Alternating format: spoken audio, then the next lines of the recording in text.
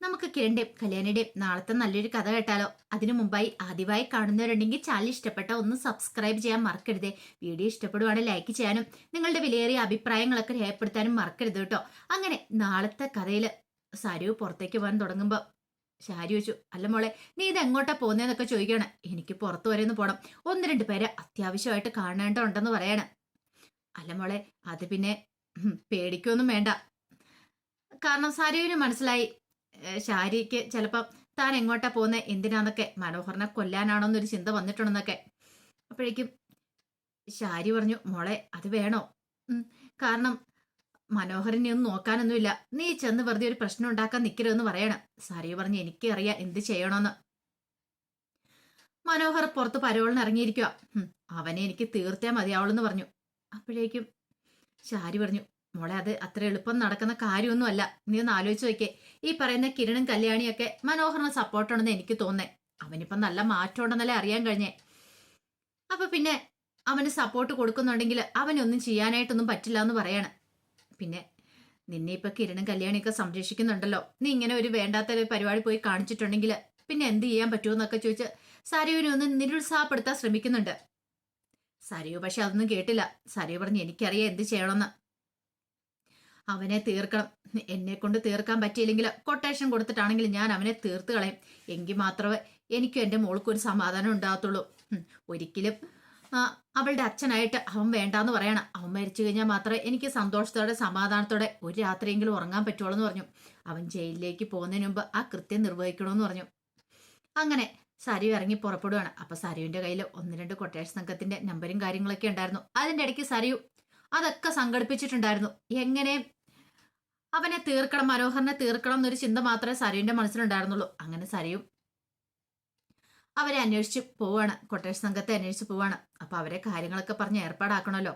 അതേ സമയത്ത് Kiran S N street മൊത്തം പോയി തിരയുവാണ്. ഒരു പക്ഷെ അവിടെ ഗംഗാപ്രസാദ് കാണും എന്നൊരു ചിന്ത മനസ്സിലുണ്ടായിരുന്നു.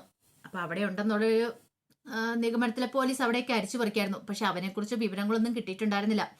പിന്നീട് കിരൺ അവിടെ പോയി അന്വേഷിക്കുന്ന സമയത്ത് കിരൺ അവിടെ വെച്ച് ഒരു ഗുണ്ടനെ കാണുവാണ്. അവനെ കണ്ടു കഴിഞ്ഞപ്പോഴത്തേനും തന്നെ കിരണിന് കാര്യങ്ങൾ മനസ്സിലായി, ഇത് അവന്റെ കൂടെ ഉള്ളവനാന്ന്. അങ്ങനെ അവനെ പിടികൂടുന്നുണ്ട്. അവനെ പിടികൂടി നല്ല ഇടി ഇടിക്കുകയാണ്. ഒടുവിൽ അവനോട് ചോദിച്ചു, സത്യം പറ, എവിടെ ഗംഗ, എവിടെയെന്ന് പറയുന്ന നിനക്ക് നല്ലതെന്നൊക്കെ പറയാണ്. ഒടുവില് ഒരു ചെറിയ വിവരം അവൻ കൊടുക്കുകയാണ്. ഗംഗാപ്രസാദ് എവിടെയുണ്ടെന്നുള്ളതിന്റെ ഒരു വിവരം കിരണിന് കിട്ടി. ഇത് കിട്ടിക്കഴിഞ്ഞപ്പോഴത്തേനും കിരൺ പിന്നെ ഒന്നും നോക്കിയില്ല. കിരൺ അവനെ അന്വേഷിച്ച് പോവാണ്. എത്രയും പെട്ടെന്ന് തന്നെ അവനെ കണ്ടെത്തണം. കാർത്തിയുടെ കല്യാണത്തിന് മുമ്പ് അവനെ കൈ കിട്ടുവാണ് തീർക്കണം എന്നൊരു ചിന്ത മാത്രമേ ഉണ്ടായിരുന്നുള്ളൂ കിരണിന്റെ മനസ്സിൽ. അതേസമയം സരയു കൊട്ടേഷൻ സംഘത്തെ പോയി കാണുവാണ്. കണ്ടു കഴിഞ്ഞിട്ട് കാര്യങ്ങൾ പറയണം, ഒരുത്തനെ തീർക്കണം എന്നൊക്കെ പറഞ്ഞു. അത് കേട്ട് കഴിഞ്ഞപ്പോഴത്തേനും അവന്മാര് പറഞ്ഞു, അത് റേറ്റ് കുറച്ച് കൂടുതലാ, റേറ്റ് എത്രയായാലും പ്രശ്നമില്ല, ഇപ്പൊ അഡ്വാൻസ് തരാം, പിന്നെ അവന്റെ ഫോട്ടോസും കാര്യങ്ങളൊക്കെ ഞാൻ കാണിക്കാന്നും പറഞ്ഞുകൊണ്ട് ഫോട്ടോസ് കാണിച്ചു കൊടുത്തു. ഇതാ ഇവനാളെന്ന് പറയണം. ഫോട്ടോസൊക്കെ നോക്കിക്കഴിഞ്ഞപ്പോഴത്തേനും അവന്മാര് പറഞ്ഞു, അതെ, കൊല്ലുക എന്ന് പറഞ്ഞാൽ അത്ര ഈസി ആയിട്ടുള്ള കാര്യമല്ല, അറിയാലോ. സരയു പറഞ്ഞു, അതൊക്കെ അറിയാം, കൊല്ലുക മാത്രമല്ല അവന്റെ ബോഡി മറവ് ചെയ്യണം. ആരും പിന്നെ അവനെക്കുറിച്ചൊരു വിവരം ആർക്കും കിട്ടുക പോലും ചെയ്യരുത്. അങ്ങനെ അവന്റെ ബോഡിയും മറവ് ചെയ്തേക്കണമെന്ന് പറഞ്ഞു. അത് കേട്ടുകഴിഞ്ഞപ്പോ അവര് പറഞ്ഞു, അതിനൊക്കെ കുറച്ച് റിസ്ക് ഉള്ള പരിപാടി അറിയാലോ പെങ്ങളെ, അതൊക്കെ എനിക്കറിയാം, നിങ്ങൾ വേണ്ട എന്താന്ന് ചെയ്താൽ മതി. പിന്നെ അവനെ കൊല്ലാനായിട്ട് നിങ്ങളിൽ ഒരാളാണെങ്കിലും മതി, കാരണം അവന് പരോളിന് ഇറങ്ങി നടക്കുന്നവനാ. ഒരു കത്തി ഉണ്ടെങ്കിൽ നിഷ്പ്രയാസം നിങ്ങൾ ആർക്ക് വേണമെങ്കിലും അവനെ തീർക്കാം. അതുകൊണ്ട് എത്രയും പെട്ടെന്ന് തന്നെ നിങ്ങൾ കാര്യം കഴിക്കണം. അഡ്വാൻസ് ആന്ന് പറഞ്ഞ് കുറച്ച് തുകയെ ഏൽപ്പിക്കുകയാണ്. പിന്നെ ഈ കാര്യങ്ങളൊന്നും പുറത്തൊരു കാരണവശാലും ലീക്കാനും പാടില്ല. എല്ലാം കേട്ട് കഴിഞ്ഞപ്പോഴത്തേനും ശരി, അവന്മാര് ഫോട്ടോയൊക്കെ വാങ്ങിക്കൊണ്ട് അവന്മാര് പോവാണ്. സരയുവിനൊരു സമാധാനമൊക്കെ ആയി. ഇനിയിപ്പോൾ അവന്റെ കാര്യത്തിലൊരു തീരുമാനമായി. മനോഹറിന്റെ കാര്യത്തിൽ അങ്ങനെ സമാധാനത്തോടു കൂടിയിട്ടാണ് സരയു തിരിച്ചു പോരുന്നത്. ഇനി അവൻ മരിച്ചെന്നുള്ള വാർത്തയാണ് തനിക്ക് കേൾക്കേണ്ടത് എന്നൊരു ചിന്തയായിരുന്നു മനസ്സ് നിറയെ ഉണ്ടായിരുന്നത്. അതേസമയത്ത് കല്യാണി കാർത്തിയുടെ അടുത്തേക്ക് ചെല്ലുവാണ്. ചെന്ന് കഴിഞ്ഞപ്പോഴത്തേനും കാർത്തിക ആ പട വിഷമിച്ചിരിക്കുക. കല്യാണി എന്താ കാർത്തിയേച്ചി, കാർത്തിയേച്ചിക്ക് ടെൻഷൻ ഉണ്ടോന്ന് ചോദിക്കണം. അങ്ങനൊന്നുമില്ല, എനിക്കറിയാം. ആ ഗംഗ വരുമെന്ന് പേടിച്ചിട്ടാണോ, ഇനിയിപ്പം ദിലീപേണ്ണ എന്തേലും ചെയ്യുമോന്നൊക്കെ പേടിയുണ്ടോന്ന് ചോദിച്ചു. എനിക്ക് എന്റെ കാര്യത്തിൽ ടെൻഷൻ ഇല്ല കല്യാണി, നിനക്കറിയാലോ. ദിലീപേണ്ട കാര്യം ഓർത്തിട്ടാ. അവന് വെറുതെ ഇരിക്കുമെന്ന് തോന്നില്ല. അവൻ എന്താണെങ്കിലും വരുമെന്നുള്ള കാര്യം എനിക്ക് ഉറപ്പാ. ഇങ്ങോട്ട് വന്നിട്ടുണ്ടെങ്കിൽ അവനെ ഞാൻ തീർക്കും. എന്റെ കൈ കിട്ടുവാണെങ്കിൽ പിന്നെ അവൻ ജീവനോടെ ഇരിക്കില്ല. എനിക്കൊരു ജീവിതം വേണമെന്നൊന്നുമില്ല. പക്ഷെ അവനെ തീർത്തിട്ട് ഞാൻ ജയിലിൽ പോകാനും സമ്മതമായിട്ടിരിക്കുക. ദിലീപേട്ടനോ അല്ലെങ്കിൽ ബാക്കി എന്നെ സ്നേഹിക്കുന്ന ആർക്കോ ഒന്നും സംഭവിക്കാൻ പാടില്ല എന്ന് പറഞ്ഞു. കല്യാണി പറഞ്ഞു, അവൻ ഇങ്ങോട്ടേക്ക് വരാനായിട്ട് ഒന്നും ഭയക്കും. കാരണം ഇവിടെ മൊത്തം ആൾക്കാരുണ്ടല്ലോ. അച്ഛന്റെ കാര്യം തന്നെ ഒന്ന് എടുത്തു നോക്കിയേ. അച്ഛനാണെ പുറത്തിറങ്ങി പുറത്തേക്ക് നോക്കി നിൽക്കുക. ആരെങ്കിലും വരുന്നുണ്ടോ, അപരിചിതരായിട്ട് ആരെങ്കിലും വരുന്നുണ്ടോ എന്ന്. അങ്ങനെ കണ്ടു കഴിഞ്ഞിട്ടുണ്ടെങ്കിൽ അച്ഛന് സംശയമാണ്. അപരിചിതരെ കണ്ടു കഴിഞ്ഞിട്ടുണ്ടെങ്കിൽ ഗേറ്റിന് വെളിയിൽ തന്നെ അച്ഛൻ സാധാ സമയം വീടിനകത്തേക്ക് ആഹാരം കഴിക്കാൻ മാത്രം ഒന്ന് കയറി വരുന്നേ. കാർത്തി പറഞ്ഞു, അത് ശരിയാ. ഒരു കാലത്ത് നമ്മളെയൊക്കെ വെറുത്ത് എങ്ങനെ നടന്നിരുന്ന അച്ഛനാ. ആ അച്ഛന് പോലും മാറ്റം ഉണ്ടായി. പക്ഷെ ആ ഗംഗാപ്രസാദ് എന്ന് പറയുന്ന അവന് മാത്രം ഇതുവരെയായിട്ട് ഒരു മാറ്റം ഉണ്ടായിട്ടില്ലോ. കല്യാണി പറഞ്ഞു, പറഞ്ഞിട്ട് കാര്യമില്ല. അവന്റെ വിധി അവൻ തന്നെയാ തീരുമാനിച്ചിരിക്കുന്നത്. കാരണം ഇനിയിപ്പം പറഞ്ഞിട്ട് കാര്യമില്ല. അവനെ തീർക്കാനായിട്ടാ, അവന് മരിക്കാനായിട്ടുള്ള യോഗ കാണുന്നതെന്ന് പറയണ. അത് കേട്ടപ്പോ കാർത്തി പറഞ്ഞ, അത്ര ഈസി ആയിട്ടുള്ള കാര്യമല്ല. പേടിക്കേണ്ട കാർത്തിയേച്ചി. കിരണേട്ടനും അതുപോലെ തന്നെ പോലീസുകാരൊക്കെ അന്വേഷിക്കുന്നുണ്ടല്ലോ. ഉറപ്പായിട്ടും കാർത്തിയേച്ചിയുടെ കല്യാണത്തിന് മുമ്പ് അവനെ കിട്ടുമെന്ന് പറയണം. പോരാത്തന്നെ വേലുവൊക്കെ വെറുതെ ഇരിക്കും തോന്നുന്നുണ്ടോ? അവനെ കൈ കിട്ടിയിട്ടുണ്ട്. തീർക്കാൻ പാകത്തിനാ വേലുവൊക്കെ ഇരിക്കുന്നേ. വേലുവിന്റെ കാര്യം അറിയാലോ, അത്രയ്ക്ക് ദേഷ്യ വേലുവിന്റെ മാമനെ കൊന്നത്. അതുപോലെ തന്നെ അമലു. പിന്നെ അമലുവിന്റെ കാര്യത്തെക്കുറിച്ചൊക്കെ കൂടുതൽ പറയാതിരിക്കുന്ന നല്ലത്. അവളിപ്പോ പതുക്കെ ഒന്ന് റിക്കവർ ആയിട്ട് വരുന്നുള്ളൂ ജീവിതത്തിലേക്ക്. പാവം, എന്ത് ചെയ്യാൻ പറ്റും, അവന്റെ ചതിവലയെ പെട്ടുപോയില്ലേ എന്നൊക്കെ പറയുന്നുണ്ട്.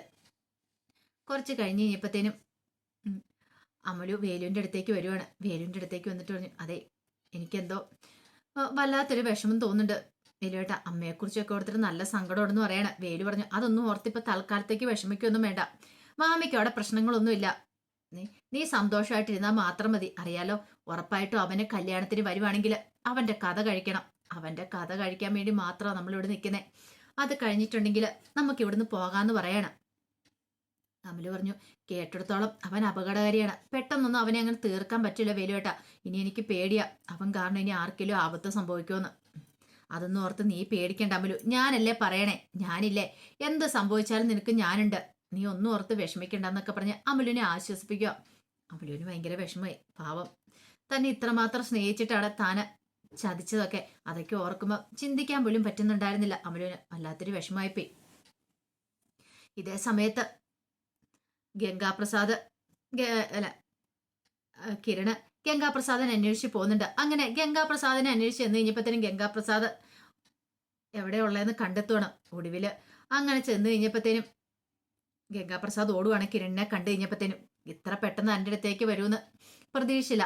അങ്ങനെ ഗംഗാപ്രസാദ് ഒരു കടൽ തീരത്തേക്ക് ഓടുവാണ്. കിരൺ പിന്നാലെ നിന്നു. അവിടെ വെച്ച് ഗംഗാപ്രസാദിനെ ഇടിച്ച് ഇഞ്ച പരുവാക്കുന്നുണ്ട് കിരണ്. പക്ഷെ അവനെ തീർക്കുന്നതിന് മുമ്പ് തന്നെ ഗംഗാപ്രസാദ് അവിടുന്ന് ഓടുവാണ്. കിരണിന്റെ പിടിയിൽ നിന്ന് രക്ഷപ്പെട്ട് ഗംഗാപ്രസാദ് ഓടുന്നുണ്ട്. പക്ഷെ നല്ലവണ്ണം തന്നെ കിരൺ കൊടുത്തു. പക്ഷെ എങ്കിൽ അവനെ തീർക്കാൻ പറ്റിയില്ല. അതിനു മുമ്പ് അവൻ രക്ഷപ്പെട്ട് ഓടിപ്പോവാണ്. ഒരു കാര്യം കിരണിന് ഉറപ്പായി, അവൻ എന്താണെങ്കിലും കാർത്തികയുടെ കല്യാണം ലക്ഷ്യം വെച്ചാ വന്നിരിക്കുന്നത്. അവനെ തീർക്കണമെന്ന് കരുതി, കൈ കിട്ടിയാൽ തീർക്കണമെന്ന് കരുതി പോയതാ. പക്ഷെ എങ്കിൽ അതിനു മുമ്പ് തന്നെ അവന് പണ്ടത്തെ പോലെയൊന്നും അല്ലല്ലോ, കാട്ടി വെച്ച പല അഭ്യാസങ്ങളും അവൻ പഠിച്ചിട്ടുണ്ടായിരുന്നു. അങ്ങനെ കിരണെ ആക്രമിച്ചിട്ടാണ് അവൻ അവിടെ നിന്ന് ഓടി രക്ഷപ്പെടുന്നത്. ഇതേ സമയത്ത് കിരണം വിട്ടില്ല. കിരണം പിന്നാലെ പോകുന്നുണ്ട് അവനെ പിടികൂടാനായിട്ട്. ആ സമയം മനോഹർ എന്ത് ചെയ്തു, ബൈക്കുമായിട്ട് പുറത്തേക്ക് ഇറങ്ങി. അവ പുറത്ത് ഇറങ്ങി വന്ന് അവിടുന്ന് ഒരു വെള്ളം കുടിക്കാന്ന് കരുതി ഇങ്ങനെ റോഡ് സൈഡിൽ നിൽക്കുകയാണ്. റോഡ് സൈഡിൽ നിൽക്കുന്ന സമയത്താണ് ഒരു ബൈക്ക് അങ്ങോട്ടേക്ക് വരുന്നത്. ആ ബൈക്കിൽ നിന്ന് രണ്ടുപേർ ഇറങ്ങുവാണ്. പ്രത്യേകിച്ച് മനോഹറൊന്നും തോന്നിയിട്ടൊന്നുമില്ല. അവന്മാരെന്തായതെന്നും അറിയത്തില്ല. സാധാരണഗതിയിലുള്ള ആൾക്കാരെന്ന് കരുതി മനോഹറൊന്നും മൈൻഡ് ചെയ്തില്ല. പക്ഷേങ്കിൽ അവന്മാരെന്ത് ചെയ്തു, അപ്പോഴേക്കും അങ്ങോട്ടേക്ക് വന്നു. മനോഹറിന്റെ അടുത്തേക്ക് വരുവാണ്. മനോഹറിന്റെ അടുത്തേക്ക് വന്നിട്ട് ഒരുത്തൻ മനോഹറിനെ ഇടിച്ചു. പെട്ടെന്ന് മനോഹർ താഴെ വീഴാൻ തുടങ്ങി. മനോഹർ തിരിച്ചു പിടിക്കുവാണ്. മനോഹറിന് മനസ്സിലായി തന്നെ അപായപ്പെടുത്താൻ വന്നാന്ന്. ഇതൊരു കൊട്ടേഷനാന്ന് അപ്പം തന്നെ മനോഹറിന് മനസ്സിലായി. പിന്നീട് അങ്ങോട്ടും ഇങ്ങോട്ടും ഇടിയായി. രണ്ടുപേരുടെ മുന്നിൽ പിടിച്ചിരിക്കാണ്ട് മനോഹറിന് സാധിച്ചില്ല. ഒരുത്തൻ പെട്ടെന്ന് മനോഹറിന്റെ കൈ പിന്നിലേക്ക് വെച്ച് മനോഹറിനെ കുത്താനായിട്ട് മറ്റവൻ കത്തിയെടുത്തുകൊണ്ട് പാഞ്ഞടുക്കുവാണ് കുത്താനായിട്ട്. ഇനിയിപ്പോൾ നാളത്തെ ഫുൾ വിശേഷം വരുമ്പോൾ അറിയാം കുത്തുവല്ലയോ എന്നൊക്കെ. ഗംഗാപ്രസാദിന്റെ കാര്യം എങ്ങനെയാവുമെന്നറിയാം. ഗംഗാപ്രസാദിനെ നല്ല രീതിയിൽ തന്നെ ചതയ്ക്കുന്നുണ്ട് കിരണ. അതൊക്കെ ഇന്നത്തെ പ്രൊമോയിൽ കാണിച്ചിട്ടുണ്ടായിരുന്നു. ഇനി നാളത്തെ ഫുൾ വിശേഷം വരുമ്പോൾ അറിയാം ഗംഗാപ്രസാദിന് എന്ത് സംഭവിച്ചെന്നൊക്കെ. അപ്പം അതിന്റെ വിശേഷങ്ങൾക്കായി നമുക്ക് എല്ലാവർക്കും കാത്തിരിക്കാം കേട്ടോ. ഒരിക്കൽ കൂടി എല്ലാവർക്കും ശുഭരാത്രി നേർന്നുകൊണ്ട് നിർത്തുന്നു.